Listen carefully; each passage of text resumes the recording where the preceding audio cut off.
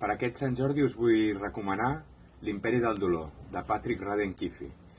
Radden Keefe és un conegut periodista sobretot per la seva obra No diguis res, on relata la història més recent d'Irlanda del Nord. Però en aquesta ocasió ens presenta L'imperi del dolor, una extensa crònica periodística en la que ens explica la història secreta de la dinastia Sackler.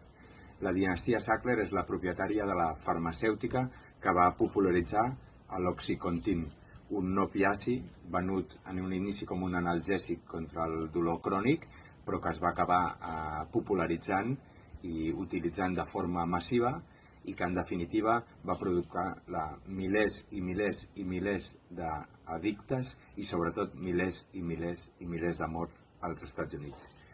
La història que explica és devastadora, és terrible, perquè en definitiva ens està explicant com funciona el mercat quan es busca el màxim benefici per sobre de les lleis i de l'ètica i sobretot és una història de com funciona el capitalisme.